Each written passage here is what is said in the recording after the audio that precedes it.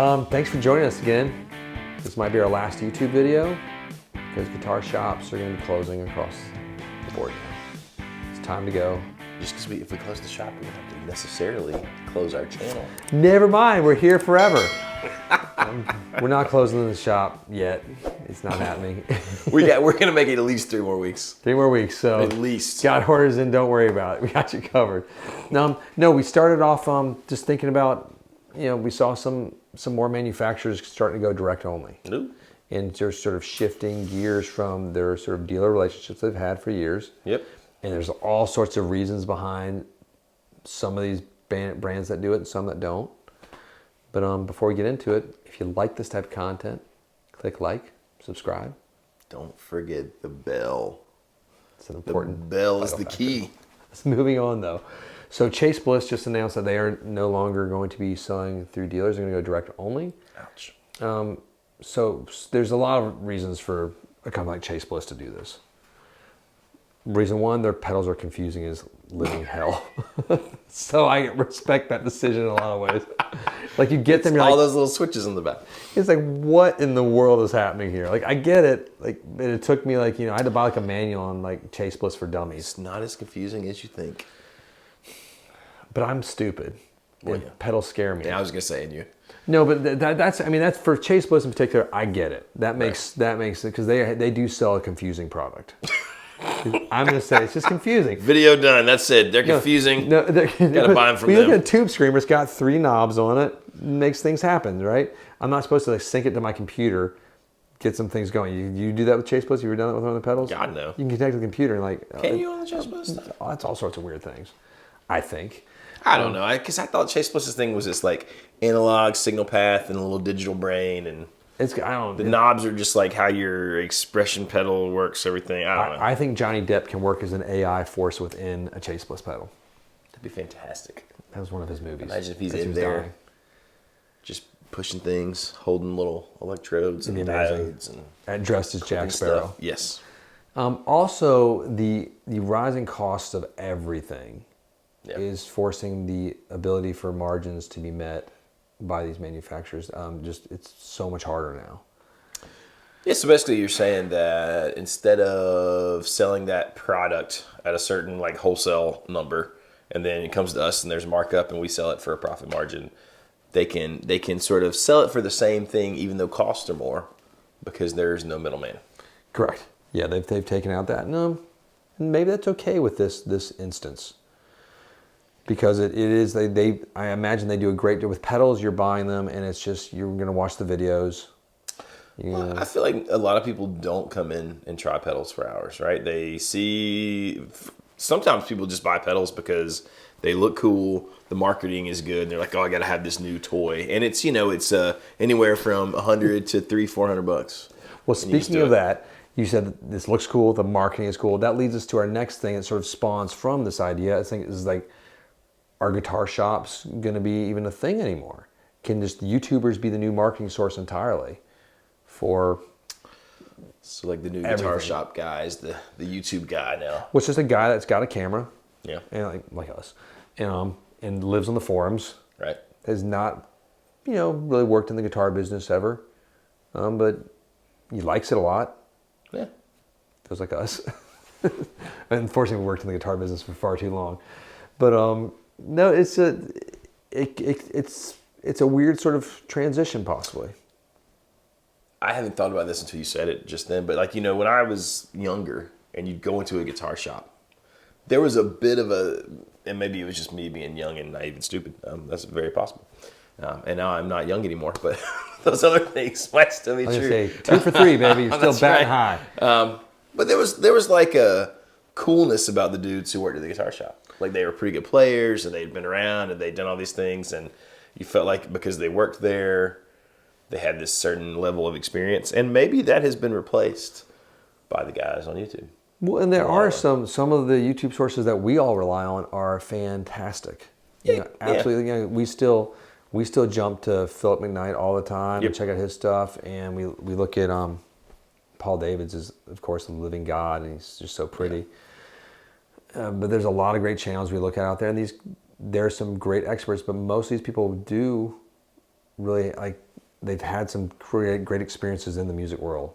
That's also like the top one, you know, because there's a Those lot two of are channels monsters. where Well, yeah, we're getting the other guys that we love, like from Jeremy Guitar Hunter and not Philip McKnight, I just talked about him. Dylan Talks Tone and some of those other guys that are wonderful a lot channels. of experience, of course, yeah. They're not quite Paul David's level, right behind. They're just not as Nipping at the heels. you don't like go to sleep to their voice like you do Paul David's at night. When This I is my guitar cuddle up in my and bed. good to play. And it's like, know. was he British? He's not British. He's Northern Thanks, Paul. European. Thanks, Paul. Yeah. Gosh, I just don't want my wife to ever see his channel. It would frustrate me. no. No, but it's a weird transition. We've seen it with the marketing from the major manufacturers already, where they send out gaggles of guitars. We saw it with like certain sort of ill-fated brands, not brands, but ill-fated like product cycles that have gone out where they just overloaded the market, Right. and then everybody's channel's like, here, this is the guitar you have to have. It's the greatest one ever. But we see some manufacturers like Chase Bliss that makes sense for them to possibly do this Sure. financially, because it's a hard product to explain. People aren't trying pedals in shops as much as they used to. Yeah, agreed. They're sort of, but they are, it's something most people that come in to buy pedals from us still, they're fairly educated about what they're looking for, but they're willing to take advice, and they want to, actually, it's fun to play through them too. It We is, still but do that. Even people coming in, usually if they're going to actually buy a pedal, they're just like, I want that pedal, and then they buy it and they go. So sometimes people come in and try them all, and then I know they're going to like go think about it, right? Which is fine. yeah. Like, we want you to do that. That's totally fine. Heck, you can come try them all and with no intention, to buy. That's fine too. I've done that. Me too. But yeah, the people I think whose minds are made up, who you just know what you want. The fun comes with the boutique pedals, sort of that you might not know about, and like, hey, why don't you try this? You've tried, this Earthquake, or you've tried this Chase Bliss, you've tried this JHS. Let's try this pedal. This Tontuga, Aegis, Delphine. Yeah, Echo Park, Tone Tugas. Ooh, weird the things. Bucks are cool too. If you like screamy things that make loud Sometimes noises. the eyes light up. Yeah, and we have all sorts of custom colors we always get from, which are really cool and clever and pretty. I like I those. appreciate that. Yeah, it's kind of a neat thing.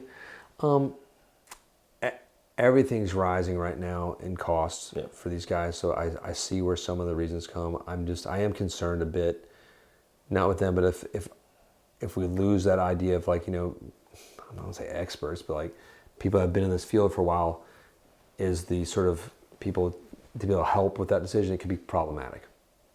Well, I mean, I think the problematic thing comes if maybe it's not just pedals. Maybe maybe more guitar companies go that route. Maybe even major. Well, even Fender. companies. Fender does Right. sell direct, Right. and so does Gibson. So does They both Gibson. sell direct. That's already a thing. So you can't fight the devil that's done that already. Boy, there were some fights when they both announced they were going. Oh, sure, yeah. It was funny. That's true. I remember going into a meeting once, like people are losing their minds. I was like, it is what it is. It's like they can do what they want. They're Fender. They're Gibson. they're not exclusively selling direct, right? No, but it still ruffled a lot of people's, because Sure. dealers are partners with these brands, and Yes. they invest a lot of time and money and effort in marketing and selling those pieces. Now it's different when you're buying a $100 to $400 pedal versus a $3,000 to $10,000 guitar. Yeah. That I would maybe be more wary than just trusting, what John said on the internet. That's him. Or what Baxter said on a forum. Or I'd want to actually go into a place that, let's say a shop that has had a lot of these guitars through and knows the good ones and knows the bad ones and knows how to avoid them. Right. It's true. It's so that's the tricky part. If shops weren't a thing in the future, you wouldn't have that opportunity. Or just even, that's the thing, that I've gone in wanting a certain guitar. Like I've bought this hook, line, and sinker on the internet. This is the guitar for me. Yeah. It happened with the guitar. This was years ago. I'd probably buy it today. But it was a Collings SoCo Deluxe. Yes. I had to have it. It was the most beautiful thing I'd ever seen. I couldn't wait. I went and played it at, what was the shop? It's north of Boston. I feel like it's north of Cambridge or something. A great guitar shop. They had it. Oh, I know the shop. I know it. They carry great guitars. I just can't remember the name. All of a sudden, sorry about that. Somebody get me. It's a really cool shop. But they had it, and I played it. I was there with my friend Patrick Fuller, and I was like, I just don't love it. But I was gonna buy it. If I would have just like pulled the trigger on the internet, I'd saved up a lot of money to buy it. It's expensive. This was like a those $5,000 to $6,000 guitar back guitars, then. yeah. I don't know what they cost now. I feel like it was that much then. It could have been less. I don't remember. It was an absurd number lot, yeah. for years back. But I played it. And I was like, oh, it's not the guitar for me. It didn't do it. So sometimes getting your hands on that thing, it really does help dissuade that. But when I've called shops that I really trust, like if I call Wildwood Guitars out in Colorado, I've talked to Steve out there, and he's sort of walked through certain ones. He knows what I like, and he's like, I don't think this one's for you, Baxter. I think let me because I can't obviously go there tomorrow. It's funny how often that happens. Like I know people sometimes think that they're people in guitar shops just trying to sell you, but the other day you were on the phone with a guy and you were playing these two acoustics, and the guy was between them. And Baxter said, he didn't tell me what we were doing. He's like, which one do you like better? And he plays me both acoustics. I won't say what they were. But one was quite a bit more affordable than the other one. Like, but it was the better guitar. At least $1,000. Maybe a little more than that. I remember this now. And I said, honestly, man, I think that cheaper guitar, it sounds way better. And Baxter's like, it is. It's the better guitar. I just wanted to make sure I'm not crazy. And guess what? We sold the guy who's on the phone that way less expensive and guitar. The funny end of the story too is he ended up returning that guitar. He did. No, That's right. I forgot about that. Like, and that's the neat part of it. And it's true. okay. The guy's super cool. He's like, man, it's like, I kind of think I want like a D28. I'm like, oh well, we were barking up the wrong tree the whole time. Yeah, right. Like, he was so funny, but I wasn't upset or anything. It's like that's part of the journey. Yeah, it cost us a little shipping and stuff, and it was sort of. But the guy was so cool about everything, and he wasn't one of those guys that was trying to make an excuse. Like, there's something wrong with the guitar. I want to send it back. How can you send this thing buzzes on the first string on the 12th fret? Yeah. I could adjust the truss rod and make it fine, but we've had that before. Like, and it's not acclimated to our part of the country. But this guy was so cool, super cool guy, and like he returned the guy. I was like, yeah, it's like we talked a little bit more for like probably another 30 minutes. Well, that's the same thing that happened to you with the Collins, except it was just not in person, right? So even not being in person, dealing with a good shop affords you that. It's yes, like we're all of us in the guitar selling business or to sell guitars. But sure. I know from our personal experience in this little world, we're first and foremost just guitar lovers and players. Yeah, we love them, and we just want you to be. Sometimes. I know. We just want you to be happy with the guitar, no matter what it is and where you get it, and if you get it from us or not. This gentleman ended up buying a D28 from somewhere else that he got used. And it was a great deal. I was like, get that 100%. Heck yeah. People email us all the time too, just about like vintage purchases they're wanting to make. Like literally every day I have at least 5 in my inbox. Like, hey, I'm looking at this in Detroit. I'm looking at this in Germany. I'm looking at this in Spain. Like, what do you think? I'm like, that's a great deal. That's not a great deal. It's fun to help people find guitars. Right. That's a whole other, we're getting sidetracked again. That's what it's like Johnny Depp and the Klon. I'm just thinking about him like operating, and now I'm just thinking like my mind just went like, sorry, I was thinking about the John Mayer concert where he just signed someone's Klon pedal at the concert, and then he set the adjustments, like he put the levels where he does his and marked it with a Sharpie. I was thinking Johnny Depp lives inside that Klon to make it sound better. I guess that was my brain just did that. I'm sorry. I mean, I have so many questions about that, but I guess if you brought your Klon to the John Mayer concert, you'd be cool with him writing on it in Sharpie. Yeah, because part of me is just like, don't write on my Klon. Yeah, it's John Mayer, and he's a Klon guy, sort of. I mean, not that I really, but I guess, does that make that Klon worth a lot more? Well, and I was thinking earlier, like if Braxton, oh Lord, he would. Dekoff, one of our dear friends, was at the John Mayer concert, front row with his Klon. He doesn't have a Klon, I don't think yet. He will one day. Probably will. Yeah. And I think he might actually leave his wife for John Mayer right there on the spot. If John Mayer would come in and like hold his hand and sign and then John Braxton would go off and live this magical romantic life, and it would. I have this picture of like being at the John Mayer concert, and there's a sea of John Mayer fans, and you hold up this Klon, and then all of a sudden the whole sea of fans just. And there's like a Klon riot. No, I was thinking the C parts. Tearing like apart. They bring you forth to John with the Klon. Maybe, yeah. I'm just saying. The other final point in this video before Jonathan gets us so off topic. I'm always doing it. With my movie trivia. It's his fault. The insane call, like Derek and I were just laughing about diesel prices have gone through the roof. So we ship everything through diesel, through our freights, through our trucks and our boats and all sorts of things. These costs are just, and all these components are coming from overseas. And these manufacturers are like, what are we going to do? And, right.